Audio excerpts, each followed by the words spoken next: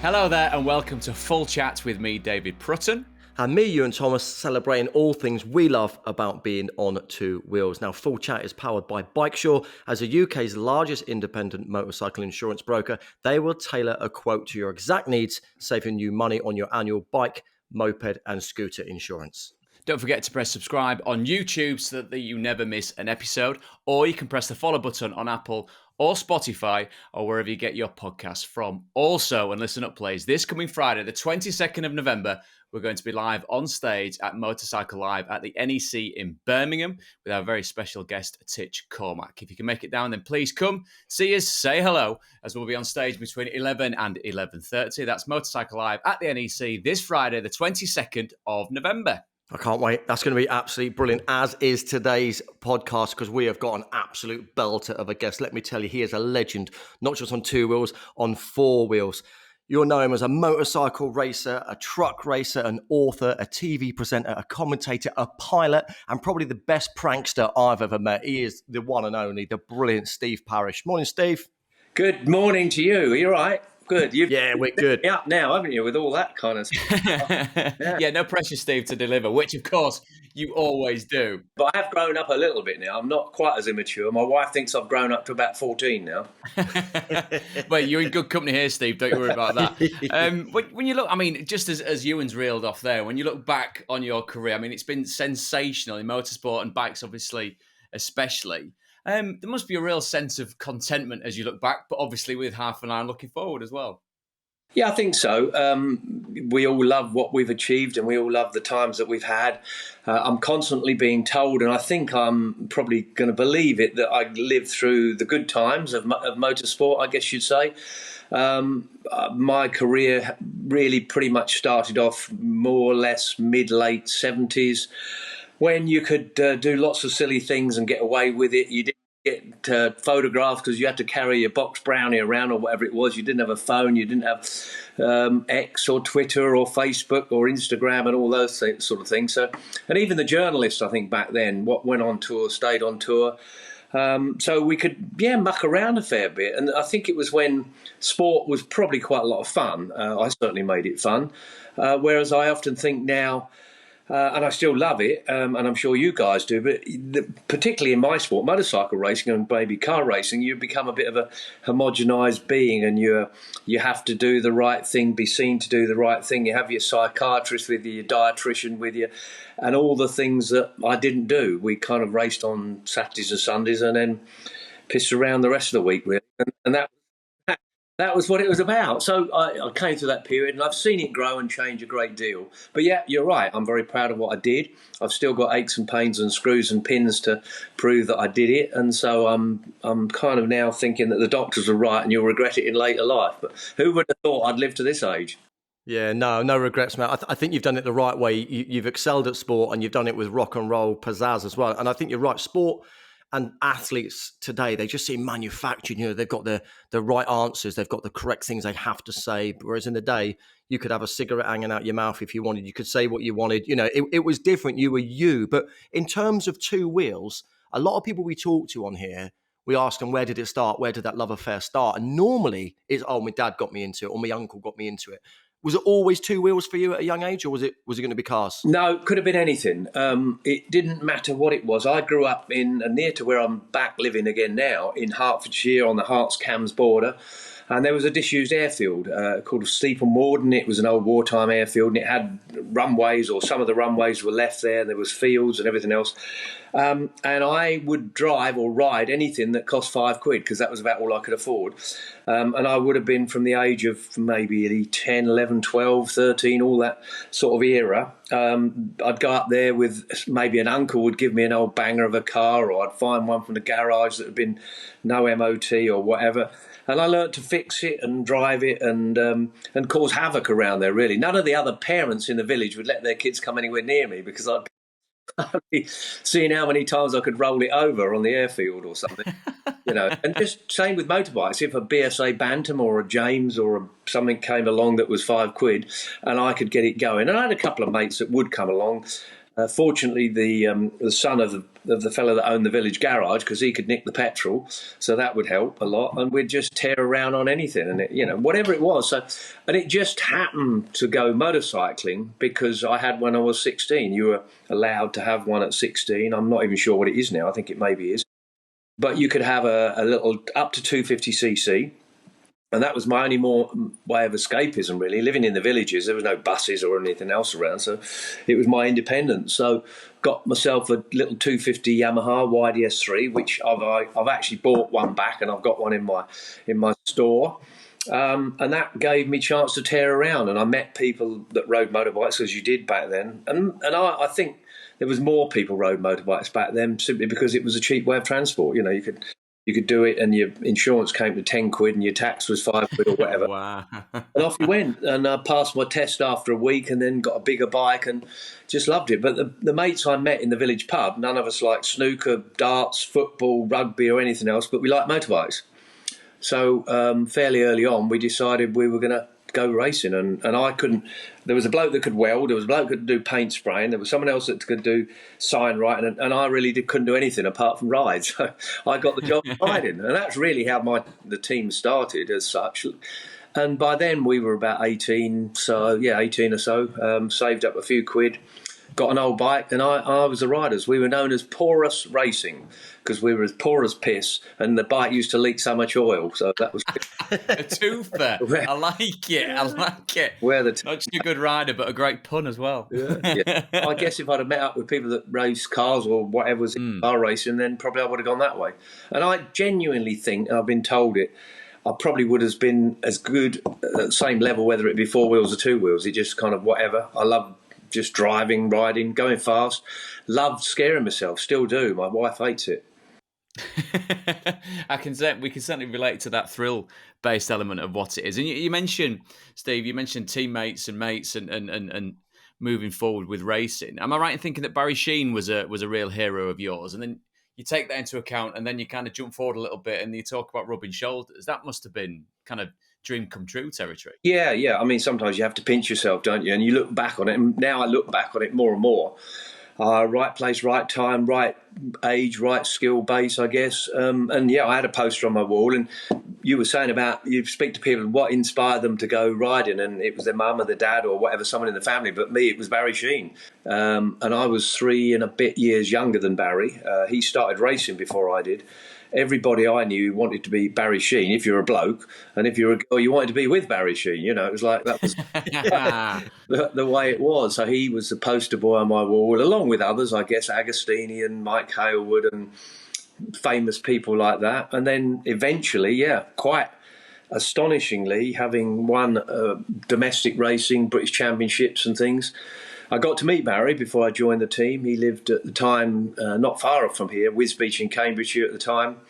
And we hit it off straight away. We liked fast things and girls and fags and generally having lots of fun. I got the call in the winter of 1976 from Maurice Knight from Suzuki's offering me the job of joining him as teammate, which was, I guess I deserved it because his teammates at the time were 2 other British riders, which was John Williams and John Newbold. Tragically, they both got killed, as lots did back then. And I was managing to beat them. I couldn't beat Barry Sheene in the UK because he kept winning, and I was finishing second and thirds, but in front of his teammates. So that was how the opportunity arose. My first ever trip on an aeroplane was going to the Venezuelan Grand Prix in 1977. Talk about wet behind the ears. That was your first trip on an aeroplane? You were going over to Venezuela? Yeah, exactly. Wow. British Caledonian out of Gatwick to Venezuela, and really just a chance to get on a big aeroplane, really, yeah. Quite phenomenal, really. And what was that like then? But not just becoming friends with, but becoming teammates with someone who was your hero. I mean, I know it's hard to compare because bikes are different, circuits are different, the whole sport has changed. But modern days, people will look at, the doctor, Valentino Rossi's got to be the greatest. But I'm sure you'll argue Barry Sheene was right up there. If you can compare him to modern day riders, how good was he? Yeah, you're right. He was he was very, very good. And I think he would admit, and I would definitely say, Barry Sheene was not the fastest rider ever of that era, but he was the most consistent, the most solid. He was smart. He was able to get the right engineers, the right tyres. He was good at putting the package together, which I think we could all say about Valentino Rossi. There was people that came along and were faster than Rossi on a day. And I could mention one or two, but not many won as many world championships. And Barry was that smart lad that knew everyone, got to know everyone. He was happy talking to the dustman or to the MP of the local town or something like that. He could just transition from different people, got the best out of everyone, and was really good at what he did. So, yeah, to become his teammate, I mean, that was... I'd talk to people, well, what do you do for a living? Well, I race motorbikes. Oh, well, are you on dirt? And you just go Barry Sheene. Oh, right, got it. And I'm sure in the latter area, there'd be other people that were racing motorbikes and you'd be talking to someone, I'm in MotoGP. Well, what's that? Valentino Rossi. So he was the key word, really, at the time and stayed that way for a long, long time in the UK. And we've had some great champions in the UK, but I'm pretty sure if you get stopped by an elder policeman, they go, who do you think you are? Barry Sheene, wouldn't they? And they would. Because we've had some great, British riders. We've got Jake Dixon now, we've had Cal Crutchlow and all those people, but they weren't really household names like Barry Sheene was. It fascinates me to listen to you talk because of the generational span that we're talking about here. And me coming from a footballing background, there's always debates about current players against former players, against. I mean, could Maradona be as good in this era as Cristiano Ronaldo? Would Bobby Charlton cut the mustard in the Premier League? And obviously, generationally, there's the younger people that kind of go, who? And you go, well, let me fill you in on who that is. and that way of looking at a different generation through the eyes now, because I presume, and you absolutely are the expert in this, and you tell me absolutely correctly, that we're talking about machines that have advanced beyond comprehension in some degrees, different safety measurements. We'll talk about the TT in due course. And your racing career and what you were doing, and the even to the equipment that you were wearing, the helmets that you wore, all that stuff has taken quantum leaps forward, hasn't it? So generationally, you can quite easily sit there and go, do you know what? We were doing things in a way that would be deemed infinitely less safe than what they're doing now, and getting up, cracking on with it. Is there a way to kind of compare? Can you compare a Rossi to a Sheene? Can you talk about your career in the sense of speaking to someone that's racing right now and get that understanding? Yeah, a great question, and the answer is no. I don't think you can, because there is so many factors. What I would do, and you spoke about the safety side of it, there is no way any of the modern day riders would ever ride around what we did, because we were riding around ridiculously dangerous places. I did a book about 4 or 5 years ago, and I counted up something like 27 mates, people that close friends that I raced with, that all didn't make it. Really, that many. And I can think of 5, 6, in fact 3 teammates. It just goes on, because we were racing in ridiculously dangerous times. Now you think, well, why were you doing that? It was madness. But you have to remember that the bloke going to work was probably driving to work in his Ford Anglia that had a metal dashboard, and if that didn't kill you, the steering column stabbed you. Life was dangerous. So I think, everyone was smoking fags, didn't know it was dangerous for you. I wasn't wearing hearing defenders, and so I'm deaf. And, you just went through that period where it was normal. It was wrong, but it was normal. And, the gloves I were wearing, I might as well be wearing golf gloves, and the boots were like Wellingtons. Everything was very, very dangerous. But Steve, saying that, you've listed a number of good friends of yours that you've lost. So you knew the dangers. Did you ever get to a start line? You're on the grid. Did you actually fear for your life and think, hang on, I love what I do, but this is dangerous? Or were you of the belief, I've got the skill set, I know what I'm doing, I can read the weather, read the track, I'm good at this, I'm safe? Did you know how dangerous it was? Yeah, I did, but I didn't accept it. It was always, he was, like you'd make up some reason why the person fell off or crashed or whatever. He was looking for it, he was going crazy, he'd got the wrong tyres on, or just a bit of luck. But I don't know if I believed in my skill. I believed in my luck, really, because I had just as many crashes as I could mention. John Williams, John Newbold, Dave Potter, Mark Sal, it goes on. And they just unfortunately probably hit something solid, which I just glanced off of. And I had some big crashes. But I think at the end of the day, I was probably one of the lucky ones. And, there's a few of us old blokes still around, Mick Grant, John Cooper, people like that did make it through. But it was the only time I think I probably questioned my sanity was going to the TT. I know you said that's come on to it, but you would get on that ferry with your mechanic and your girlfriend or whatever it was in your van, and you drive across there with 2 bikes in the back, and you got 2 weeks going round there.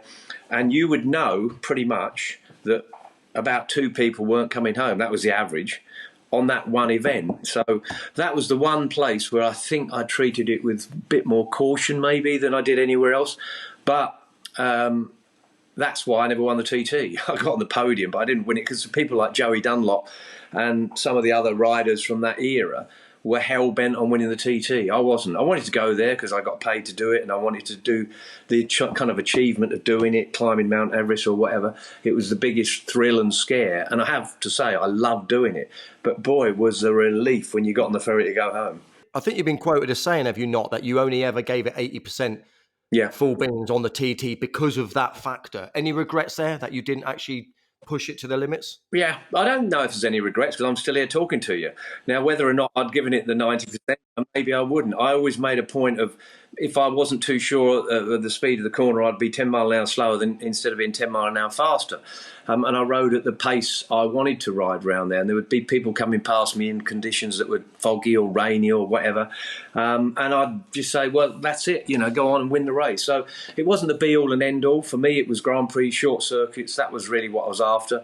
And relatively speaking, I know it sounds daft, but Brands Hatch, Alton Park, places like that were much safer than the TT, even though they had Armco barriers and sleepers around them. There was less of a chance of a dog running out, or I had a sheep flipping run out in front of me in the Isle of Man, rabbit, all sorts of things that go on out there. Don't get me wrong, I love the place and I still go there, and I'll be going there come next June. But you have to accept that if you want to win the TT, you've got to put your neck on the line, and everyone knows it when they go out there because there is a choice. But just quickly going back, 77, my first year doing Grand Prix, was the first year that the TT wasn't a World Championship race. From 1949 to 1976, if you wanted to win the World Championship, you pretty much had to go to the TT, which was very wrong because it was not fair for a Spanish, Italian, German, Austrian guy to come out and have to learn 37 3/4 miles of the TT circuit to have a chance of getting the points, which were the same as going to Silverstone or Germany or France and places like that. So it was right when it lost its World Championship status, and it survived, and it's still probably just as strong as it was. So I didn't go there because I was chasing World Championships. I went there because I was invited to go by the organisers and my sponsors. Suzuki's wanted me to go there, and Yamaha, when I rode for them, wanted me to go there. So you're under a little bit of pressure, but not something that you couldn't say, I'm not doing it. Do you think then, Steve, given your take on the TT and what it's such a thrill, and it's if you, I've yet to go there in person, it's definitely one that we want to tick off as well on the podcast. But watching it and seeing it and listening to the thrill of what it is, the fact that there are people that go on the ferry one way and don't come back, do you think we'll ever be in the realms where collectively or from a governance point of view, people say you can't do the TT, you can't do the Northwest 200 because people are dying, even though it's obviously no one's forced to do it, no one's pushed into going into the TT, everyone elects to go into it, and everyone that we've spoken to, we've had some wonderful people on here like yourself that talk about what it's like to do it and how they love to do it.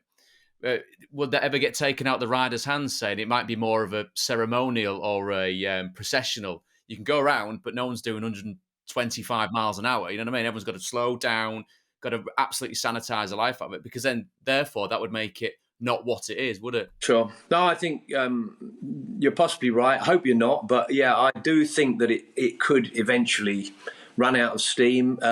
The only reason probably the TT goes on now is that it's supported by the government. Obviously, we all know that the Isle of Man government's older than the British government, and they sanction it, they want it, it's good for their GDP, it's got everything going for it, the Isle of Man's known for it.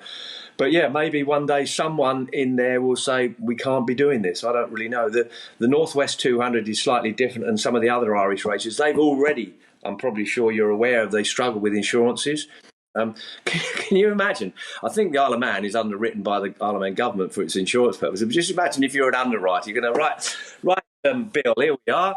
We're going to set off from this point here and Glen over the traffic lights at St Ninians. They're doing about 160, 165, still accelerating down the bottom and to the bend at the bottom at Bray Hill.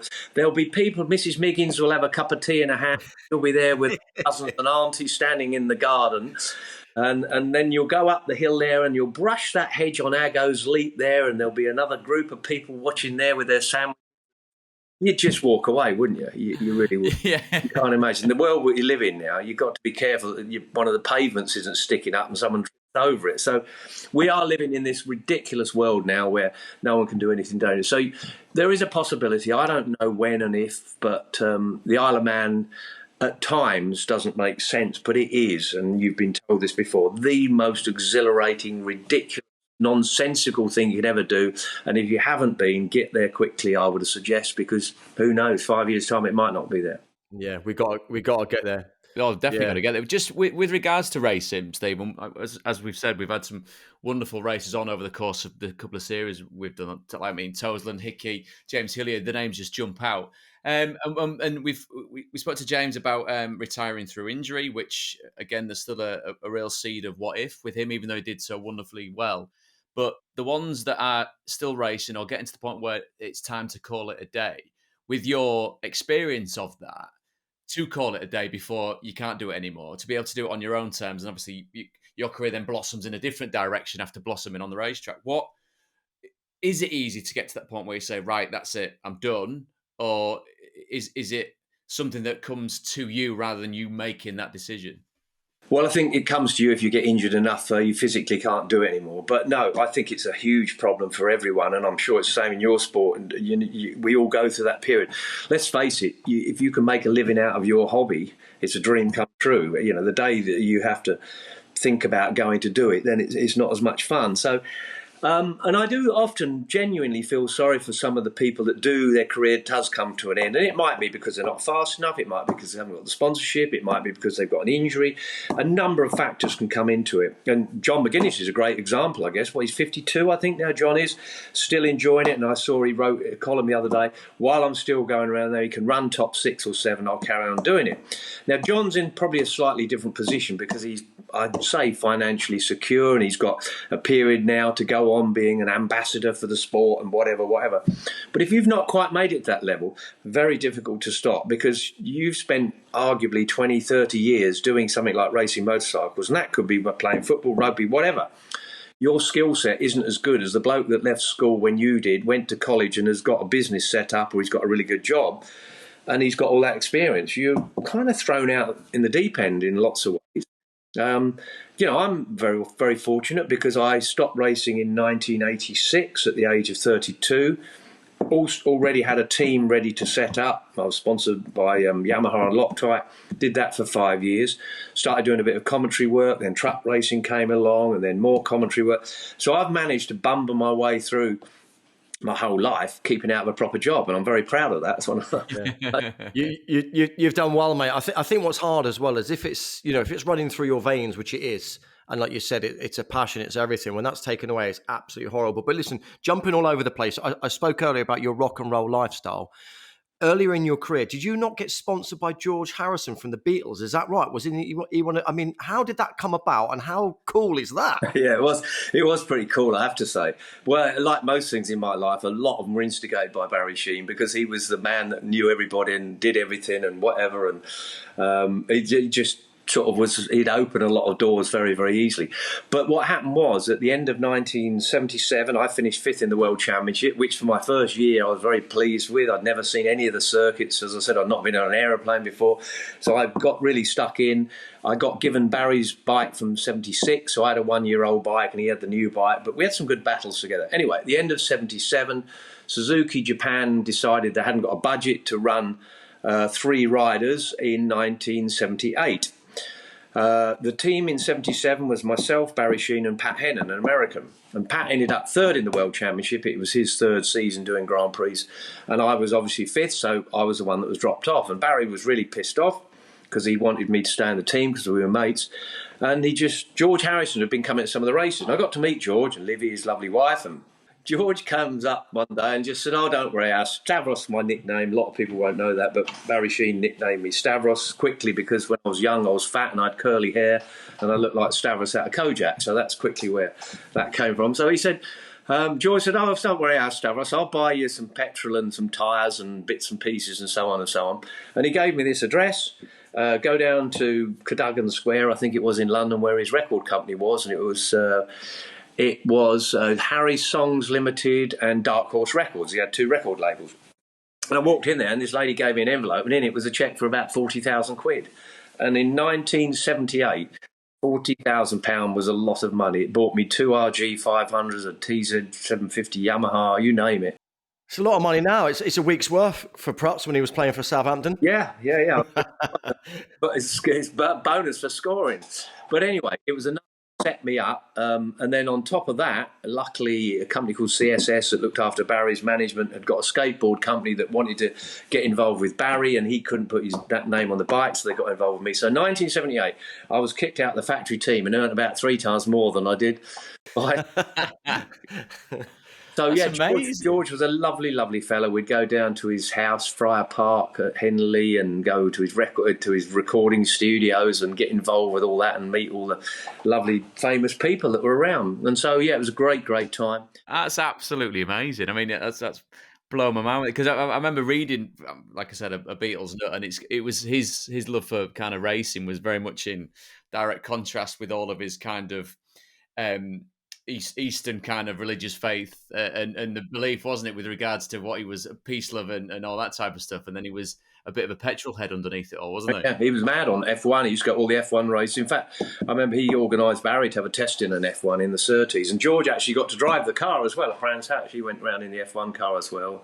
I remember doing a couple of events with him for charity, the Gunnar Nielsen Cancer Fund, and George would come along and we'd all have to bomb around Silverstone in Porsches and raise money and things like that. So yeah, it was a bit rock and rolling, there's no doubt about it, because there was all these famous people turning up at the races, and it was 1977. Sex, drugs, and rock and roll was what the 70s were about. That was it, wasn't it? Yeah, 77, the spirit of punk and all that. I've got a quick bit of mid-show housekeeping amidst all this rock and roll chat. If you haven't already, please press subscribe on YouTube so that you never miss an episode, or press the follow button on Apple or Spotify or wherever you get your podcasts from. And coming off the back of what we spoke about with George Harrison, truck racing, absolutely fascinating, Steve.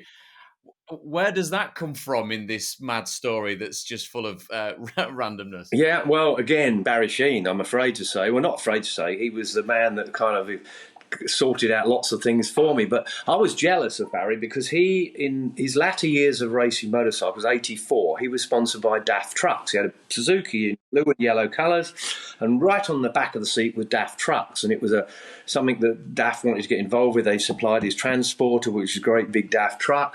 And then all of a sudden, truck racing turned up in the UK. It was something that had been going on in Europe for a season or two. Not so much in America. Everyone thinks truck racing came from America, but the type of truck racing we did, which was European trucks mainly, was started off in Germany, I think it was, or something. Anyway, the multi-park truck Grand Prix took place at Donington Park, and I think I'm right in saying it was 1985. Mike Smith, remember him, Radio 1 DJ? Yes. Right, yeah. Mike Smith was into it, big style, because he was racing cars, I think, at the time, and it was called the Multi-Part Truck Grand Prix, and it was advertised all the time on Radio 2 or 1 or whatever Mike Smith was on, and he was going to drive. They've got Martin Brundle driving a Renault truck, and Stig Blomqvist, a rally driver. Anyway, all these people, and Barry Sheene was going to drive a DAF.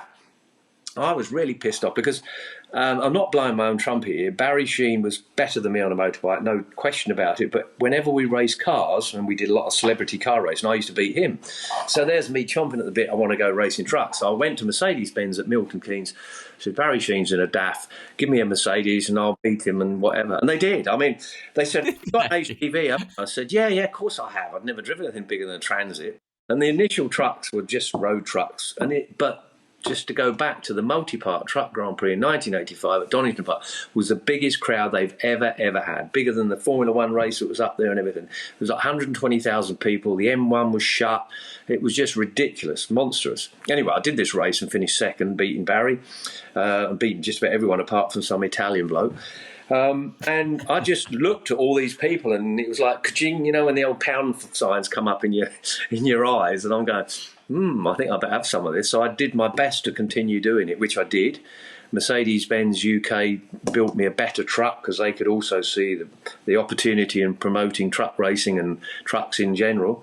And I went off to Germany and I beat all the German factory drivers for Mercedes-Benz. Signed a contract in 2000 and would have been 2001, I guess, something like that. No, going back, no, it was earlier than that. I don't know. Anyway, around that time, and a full factory contract with Mercedes-Benz, which was exactly the same as the DTM drivers were getting and everything else. And Wow. it was great. And I didn't go to hospital much. That was the best bit. You've got a cage to protect you in a truck. Yeah. Do you have to pinch yourself sometimes, mate? Do you think, you were that young little lad on the Hertfordshire borders as a kid, knocking about on some dodgy old bikes and cars, and then you've made a really good career, like not just blowing smoke up your ass, but not just as a racer and a driver, but as a commentator, pundit, presenter. But in terms of when you look back now at everything you've done, do you have to pinch yourself and think, how have I made a living out of this for such a long time? It's brilliant. Yeah, no, I do. Absolutely. I'm a very lucky person. As I said, I think you start off, if you make a living out of your hobby, then you're very lucky. But I do still miss, and Dave was saying there, I do still miss the adrenaline. I really do. I'm 71 years old now, and it's ridiculous that I still like kind of scaring myself a bit and doing things that I shouldn't be doing, and that's very hard to get rid of. And I'm sure that comes from any sportsman, really. The accolade that you perhaps get and the satisfaction that you get from achieving something. And it's a hard thing to get rid of. But unfortunately, I'm getting so old, I'm not going to be able to do it much longer. So I've managed to drift down the line, and I still get a kick out of winning a game of tennis and a game of golf and the things that go on and a bit of Goodwood and so on and so on. But yeah, I've been very, very lucky. And yes, I'd love to have won a world championship. I won a few British championships. I won 5 truck world championships, actually. But I'd love to have got better at the kind of pinnacle of my career, which was motorcycle racing. But I keep saying to myself, I'm here, I'm talking about it. I've had a lovely time doing it. And it's an old cliche, but there's one bit I'm going to add to it. When one door shuts, another one opens. But the key is keep the corridor short. And I've kept. I've never heard that. Yeah. I've never heard keep that. the corridor short. I've walked out of one door into another one pretty quickly, and yeah, it's been absolutely great. But I'm very lucky. I've got a great wife now. Second time around. First one wasn't so good. I put the wedding video on backwards from the first one. I'm watching the car and piss off. Watch you legging it out. Steve, I mean, do you still ride now? Yeah, obviously, I do. You talked about having bikes and tinkering around with them, but I presume it's as much about getting out and enjoying what it is to go and ride a bike as much as it is being able to fix them and tinker with them. I'm not so keen on. I don't really ride a bike to go places on the road so much. Apart from that's not true. I ride a bike to the airport. We have a house in Mallorca and a boat out there, so I go. I just got back 2 days ago, so I go to the airports quite a lot. I went to Italy for the EICMA show last week for the presentation of Suzuki's and things. So I take a bike to the airport, but I wouldn't say I'm someone that would just go for a ride around so much. But I still get on the track a fair bit. I do some work, track day stuff and promotions and activities, Goodwoods. Did South Africa at the beginning of this year where they have the classic TT. So I still ride on the track a fair bit. Take me painkiller for my dodgy knees and things like that. But I love getting out on the track still and particularly old bikes. What's the reaction like, Steve? Like, obviously you take your helmet off, people know who you are, but with the greatest respect, as you've mentioned here, you take your helmet off and there's a 71-year-old fella there that's been terrorising around the track. Because, oh my God. I know, especially when you go past some young kid or something and kind of still showing what's going on, it deflates them just a little bit. But there's a lovely fella called Steve Wheatman who owns a big collection of motorcycles, mainly Suzuki's. He runs a Suzuki Classic team, and he has a couple of bikes very, very similar to what I raced in the 70s and 80s, RG 500s. And he kindly lets me use those when we go to events, so it's always very nice. I've got 3 of my old RGs in my gym round the corner here, but they never come out because Steve Wheatman's got some that come with a mechanic and they mend them if I break them. So I have got too many bikes. My wife wants me to start selling. How many? 14 Yeah, go on. at the moment, yeah. 14? Yeah, they're all old classics mainly. I haven't got any modern bikes. They're all kind of RG 500s, TD2 Yamahas. And Nice. No modern ones at all? No. The most modern bike I own, actually, it's a scooter. And people will laugh at that, but it's a lovely Kimco 550 scooter, which I also can pass most people on their superbike. Brilliant. Steve, bearing in mind you've ridden some amazing bikes and you said you love classics, you've also, have the privilege of no doubt of riding some many brilliant modern bikes. Can you pick a favourite? Any bike, not necessarily that you've owned, the bike that you've ridden and you've got off it and gone, wow, that is a special bit of kit? Yeah, I'm going to really annoy most people now because I've got to ride Valentino Rossi's M1 Yamaha in 2013. In fact, back when I was working for the BBC when they covered MotoGP, at the end of the year, certain journalists, if you'd been like ex-riders or you kind of were able to ride a proper bike, we would get to test all the MotoGP bikes. So I got to ride Danny Pedrosa's Honda, Yamaha from Rossi, Laris Caparossi's Ducati, all those MotoGP bikes. And the M1 Yamaha that Rossi was riding at the time, 2012, 13, was just, I don't know, just sublime, I guess you'd say. It was round Valencia and it just did everything you could ever expect a motorcycle to ever do. But bearing in mind, that was 10 years ago now, wasn't it? So more, 2013, we're 24 now. So can you imagine? I've never ridden one now. I mean, I just can't imagine what they must be like now when they're... That bike I rode, I think, was 260 horsepower. They're now 320. With all due respect, you were 60 years old still then. Yeah. You're a 60-year-old man tearing it up on the most powerful performance bike in the world. That's awesome. Yeah. So that's probably the best bike I've ever ridden. It made an R1 Yamaha seem like a step-through scooter, really. You know. The fascinating thing with this is, because, again, forgive me for trying to, and you and I'll have a take on this from an athletics point of view. So it's akin to, I don't know, someone like obviously Martin Tyler, but without obviously him playing football for a living before becoming a commentator. It's akin to him kind of scoring an overhead kick. It's like, Martin, go and play football for a bit. And like, Steve, you put the mic down. I'm just going to take this for a quick lap. And everyone's going, well, he'll obviously know what he's doing. And then you do it. And I could just imagine them watching it in the truck, or the director, or the producer, going, Jesus Christ. A lot of the mechanics back then, there'd be Jerry Burgess was working on the bike, and some of the lads that kind of were my age and getting it up, and, you know, it'd just be nice coming and go, Plymouth, you still got it, you know, you're about 3 seconds a lap slower or whatever, but you've got 3 or 4 seconds a lap slower. But, it's a real treat to have done things like that. And I got to drive a Formula One car when I was racing trucks at Hockenheim, because Mercedes used to bring all the toys out, and like Coulthard would ever go in the truck and I'd ever go in his car, and then they'd have Fangio's 1930 whatever car out, and you're bombing around in this big old Mercedes from 1930 that's worth £2 million. And so I've been very fortunate. People say living the dream. You have definitely lived the dream, my friend. Wow. Swapping toys, I love that. David, I'll just take your F1 car around, you take this big massive Merc truck. And then have a day with an DTM car and all things like that. So I have, you're right, I've lived the dream. You talk about living the dream, and I mean, all of it's been fascinating, Steve. It's been, I mean, there's a great, again, we've had so many wonderful people on here, but for sheer randomness, mate, you're very much up there. Well, you've not had many that old, you see. I've managed to... They're still here to tell the tale. That's a wonderful thing. It's your little short corridor, which I'm going to absolutely take forward and use that from here on in. But last time I saw you, and when I was working with you just bought your C63, I think. I don't know if Yeah, that's gone now. Have you still got yours? No, I spoke to you about it. Yeah. Pass anything but a petrol station, wouldn't it? Yeah. That's so great, but I need to keep stopping. Right, we're into final question time, Stephen. It's a fantasy question that we put forward to you, which is your best and kind of favourite ride. So we're going for your where you're going, we're going for what you're riding on, and we're going who are you with, and what's on the soundtrack for your fantasy motorcycle ride. Wow, where am I going? I'll probably go at the TT, I guess. I'm riding up to the TT. Would you say, who am I riding with? What are you riding? What am I riding? Yeah, I've got to be Rossi's bike, I've surely. managed to nick Rossi's bike, because my RG500 would have run out of fuel by the time I get to I guess. So, I've nicked Rossi's M1 and put some number plates on it, some dodgy number plates, Pen 15 or whatever it was. You're going, who are you riding with? And I've got Barry Sheene beside me. Nice. And we're having a right good cruise up there. And then we'll get to the TT and we'll stand in the governor's viewing area at the TT with a large gin and tonic and watch the people go around there. I guess that's exactly would be my dream weekend. Yeah.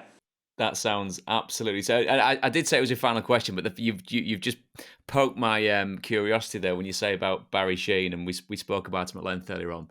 Is there a top tail or a top scrape that you both got into that you could tell us just to round off? I can't this side of legality. I can't tell top ones, but I could probably tell you one or two other ones where we've got into the odd scrape here, there, and everywhere. But a story that most people do enjoy, which is very true. I'd moved. I'd still with my first wife actually, and we'd moved to a farm in a village called Ashwell. And Barry used to come down and visit sometimes. In fact, in latter years, he'd come and land his helicopter in my garden and whatever. But he drove down on this occasion, and he'd swapped his rolls in from Mercedes 450 SLC, I think it was. I can't remember. But anyway, he played a prank on me, so I thought I'd get him back. And he came in, he was having a cup of coffee, and I said, I've got to go, someone's at the door, and this, that, and the other. And he'd left the keys to his Merc on the side, and I'd nicked his key and wound the passenger's window down on this Merc, and then I've still got some in my garage now. It sounds pathetic, but I've always got a bag of broken glass. You get it off of auto windshield, and I've tipped all glass on the seat, of course, on the passenger seat, and put a brick on top of it. So we go outside. Sure enough, there's his nice new Merc with a rock on a load of broken glass and no window. So I managed to lend him a load of polythene, and we taped it all up. It took about half an hour to tape it all up because he had to drive Charwood near Gatwick with his Merc. So he's ordered his new windscreen from Auto Windshields, delivered it round the next day, and they've just took the door panel, it's wound down.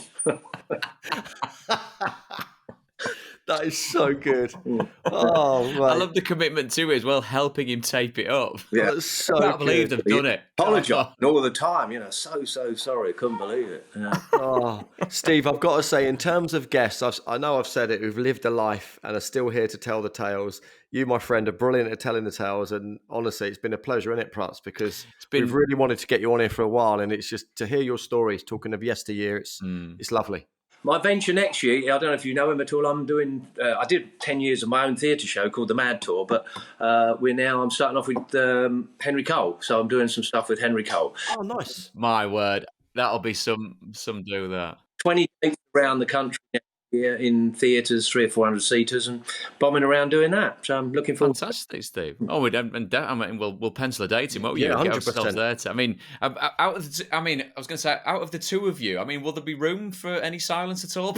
Because you're both talkers. Not, because he's got more rabbit than Sainsbury's, there's no question about it. But interesting life, if you don't know much about him, Henry went to Eton, was in the same class as Boris Johnson, went on to be great at doing what he's doing, and he's mad on doing motorbikes and find it, fix it, flog it, and shed and buried and everything. Yeah.